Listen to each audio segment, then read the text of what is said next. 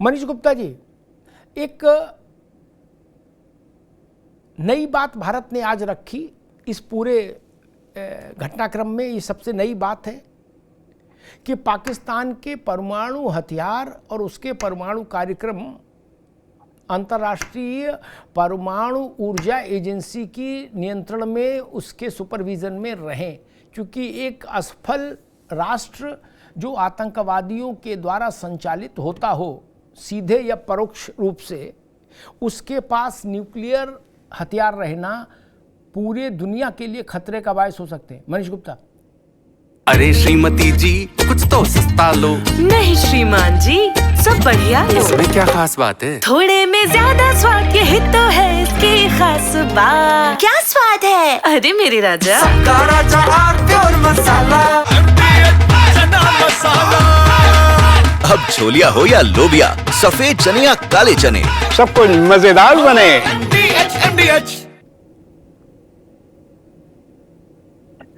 देखिए, मेरे को तो ऐसा लगता है, मैंने कहीं एक रिसर्च पढ़ी थी, तो मेरे हिसाब से तो जो अमेरिका, जो पाकिस्तान का परमाणु कार्यक्रम है, पाकिस्तान के पास जो परमाणु का जखीरा है वो पाकिस्तान का है ही नहीं, वो दरअसल अमेरिका का है। पाकिस्तान तो बस उसका केयर टेकर है, जैसे टर्की के पास जो जखीरा है वो भी अमेरिका का है। और शायद यही वजह है कि जैसे ही ब्रह्मोस मिसाइलों ने उस एरिया तक, किराना हिल्स तक पहुंचे, वहां पर तोड़फोड़ मचाई, तो कहीं ना कहीं अमेरिका सत्ते में आ गया। उसे लगा, अरे जिस चीज की मैं जिंदगी भर धमकी देता दिलाता रहा, वो अगर ये वहीं गिरा देंगे तो ये चलाने की कैपेबिलिटी नहीं रह जाएगी। हम तो है अमेरिका के पास, पाकिस्तान के पास, और अगर हिंदुस्तान ने उसको वहीं की वहीं जमींदोज कर दिया तो गुड फॉर नथिंग हो जाएगा। और शायद यही वजह है कि एक मेजर कंफ्लिक्ट पैदा हुआ, घोषणा कर दी, इसी हो गया और मोदी जी के रिक्वेस्ट पर हुआ। तो मुझे इस बात की पूरी आशंका लगती है, और जिस तरीके से वहां पे लीकेज की खबरें आई और जिस तरीके से अमेरिकी एयरक्राफ्ट विद अरेंजमेंट पहुंचा, और अगर जो मैं सोचता हूं ऐसा नहीं है, जो आप कहते हैं अगर वैसा है, तो निश्चित रूप से ऐसा होना ही चाहिए। क्यों? अमेरिका दुनिया का चौथा सबसे बड़ा कर्जदार देश है, और न जाने क्यों इसको हर बार कर्ज मिल जाता है। अभी कल इसको कर्ज की दूसरी किस्त फिर जारी हो गई। 35 सालों में 28 बार इसको कर्ज मिल गया। ऐसी क्या IMF की मजबूरी है, इसको कर्ज मिलता है। इसलिए इसके हाथ में कोई भी मजबूत, कीमती और आवश्यक चीज रहना खतरे से खाली नहीं है। ये पूरे विश्व के लिए चिंता का विषय हो सकता है। आपका सोचना बिल्कुल सही है। अंतर्राष्ट्रीय परमाणु ऊर्जा एजेंसी ने आज कहा कि पाकिस्तान के जिस हिस्से का हवाला देकर ये कहा जा रहा है, मनीष जी सुनिए ध्यान से, तिवारी जी भी हमारे साथ जुड़ गए हैं, तिवारी जी का भी बहुत स्वागत, कि वहाँ न्यूक्लियर वेपन्स डिस्टर्ब हो गए, उन पर अटैक हुआ, रेडिएशन निकला, ये निकला कि तू निकला कि मैं निकला। उस एजेंसी ने कहा कि ऐसा कुछ भी जानकारी हमारे पास नहीं है, हम इसको खारिज करते हैं। तो ये सत्यनारायण कथा का एक अध्याय तो खत्म हुआ, इस कलेश को तो काटो। असल में मुश्किल ये भी है कि परमाणु हथियार, तिवारी जी, ये शब्द इतना ल्योर करता है हर आदमी को, जो जाने ना जाने, जिसका पूरा जीवन कट्टा से सावका रखते पे बीत गया हो, मान लो वो भी परमाणु हथियार सुनता तो थोड़ा गौरवान्वित हो जाता, क्या ये मामला ठीक है। तो उसके इर्द गिर्द फंतासी भी बुन ली जाती है तमाम। कोई कुछ पाकिस्तान में ऐसे मूर्ख मंत्री भी रहे, सरकार चलाने वाले भी रहे, जो बोले हमारे पास पाव भर, आध पाव, 1.5 पाव वाले हथियार भी हैं, बम परमाणु के। अब क्या है परमाणु, यही नहीं पता। हमसे एक मेजर जनरल बाबा, तिवारी शायद आपने वो उनका नाम जरूर सुना होगा, 71 की लड़ाई में बड़ा उन्होंने अद्भुत बहादुरी का परिचय दिया था। उन्होंने एक बार हमसे कहा, बोले अग्निहोत्री ये सब लोग जितना बोलते हैं ना, इनके सामने एक फाइटर प्लेन खड़ा कर दो तो इन्हें बता पाएंगे मुंह किधर है पूंछ किधर है। क्या बोले, वो लोग भी न्यूक्लियर डॉक्ट्राइन पर बोल के चले जाते हैं। अभी जो स्थिति है, आज भारत ने एक नई बात कही तिवारी जी, मैं उस पर आपसे समझना चाहूँगा। भारत ने कहा कि पाकिस्तान के न्यूक्लियर वेपन्स को अंतर्राष्ट्रीय परमाणु ऊर्जा एजेंसी के अधीन होना चाहिए या किसी अंतर्राष्ट्रीय व्यवस्था के अधीन होना चाहिए, क्योंकि पाकिस्तान जैसा देश, उस पर यह भरोसा नहीं किया जाना चाहिए कि वो उसके यहाँ न्यूक्लियर वेपन्स सेफ हैं, सुरक्षित हैं। तिवारी जी देखिए, ये सोचने की बात है कि मैं कुछ थोड़ा पहले जाना चाहूंगा। 1998 में वाजपेयी जी की सरकार जब 13 दिन के लिए बनी थी तो एक न्यूक्लियर टेस्ट हुआ। अब पाकिस्तान को लगा हमें कुछ करना चाहिए। अब पाकिस्तान ने 1 साल या 6-7 महीने के अंदर ही अपना न्यूक्लियर टेस्ट कर लिया, न्यूक्लियर बना भी लिया। ये कहाँ से साइंटिस्ट आए थे, कहाँ से इनके पास यूरेनियम आया था और फ्रॉम कहाँ से वो आया था, ये समझने की बात थी। इसका मतलब क्लियर था कि जो अमेरिका बहुत दिनों से वेट कर रहा था, जिस तरीके से उसने टर्की में अपने न्यूक्लियर आर्सेनल रख रखे हैं, वो पाकिस्तान में ला के रख दिया। और वो बताया गया कि इनके जो साइंटिस्ट थे जो चुरा के लेके आए थे वहां पर, उन्होंने कर दिया।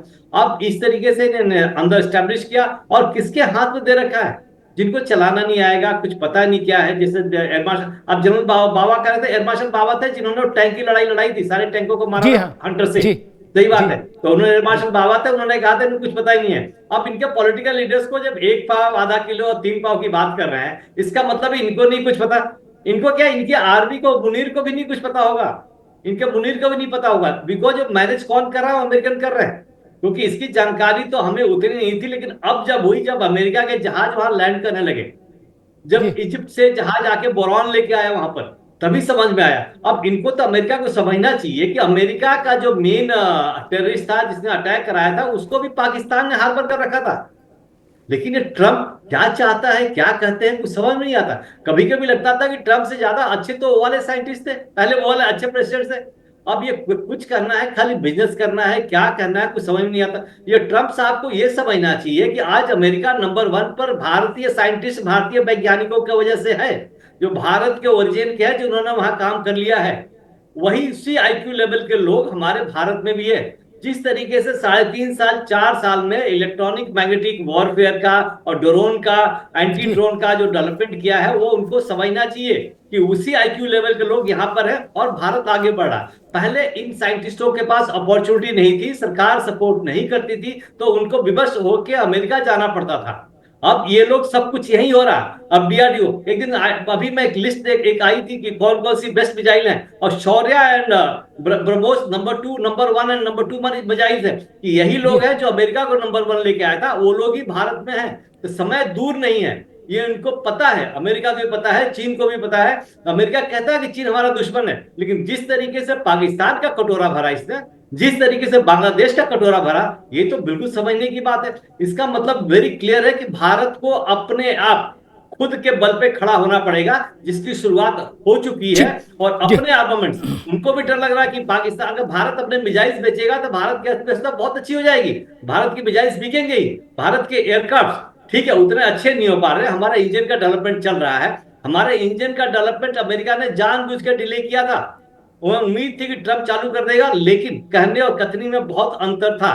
तो ये समझ में आ गया। तो हमारे साइंटिस्ट को इंजन डेवलप करने में, या जो हमारे मोस्ट रिलायबल फ्रेंड है रशिया, उस पर हमें बहुत निर्भर रहना पड़ेगा और आगे चलना पड़ेगा। लेकिन जो 23 मिनट के लिए जो सब कुछ जैम कर दिया गया, सब कुछ जैम कर दिया, किसी देश के साइंटिस्ट से किसी भी इलेक्ट्रॉनिक मैग्नेटिक वेव में किसी के बस का नहीं था। पूरे चाइनीज सिस्टम को ब्लॉक कर दिया गया और हमारे 100% रिजल्ट पाया हम लोगों ने। 24 मिसाइलें फायर की, 24 मिसाइलों ने वहीं हिट किया जहां हमने भेजा था, इधर उधर नहीं गए। बिल्कुल तिवारी जी, मैं ठीक है तिवारी जी, मैं आशीष जी के पास चलूंगा। लेकिन एक बात मुझे समझ आ रही है पाकिस्तान को लेकर, खासतौर पर अमेरिका और चाइना और पाकिस्तान को के संदर्भ में एक रूपक समझ में आता है। पाकिस्तान वो धूर्त किस्म की प्रेमिका है जो कभी चाइना को अमेरिका का डर दिखा के वहां से पैसा लेती है, और कभी अमेरिका को चाइना का डर दिखा के उधर से भी जेब में रखती पैसा। ये स्थिति है और इस सच के साथ ही भारत को आगे बढ़ना होगा। और जब से ट्रंप चाचा आए हैं तब से तो फिर राम ही मालिक है, उनकी तो गति तीनों लोग से न्यारी है। वो कब क्या बोल दें कुछ पता ही नहीं। आज वो कह रहे हैं कि हमने एप्पल के सीईओ को बुलाया था और उससे कहा कि भारत में एप्पल का बनाना बंद करो, तुरंत इधर आ जाओ। मनीष जी सोचो भैया, खेमचंद जी, भारत में जाने कितने लोगों ने ट्रंप की जीत के लिए हवन कर दिए थे। हवन करेंगे, हवन करेंगे, हवन करेंगे, प्रसाद बांट दिया था कि चाचा आएंगे, नई रोशनी लाएंगे, और चाचा तो बल्ब बुझाने में लगे, लग रहा नहीं। इस पर सोचना होगा, क्या हम लोगों ने ट्रंप के गले में जरूरत से ज्यादा माला डाल दी थी, ये भी सोचना पड़ेगा।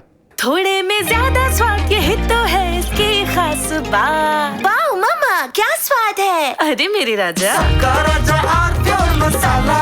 दादी के हाथों का जादू और खुशबू से महकता घर, माँ की मुस्कुराहट और खाने की सुगंध। MDH गरम मसाला, क्योंकि हर रिश्ता है स्वाद से जुड़ा।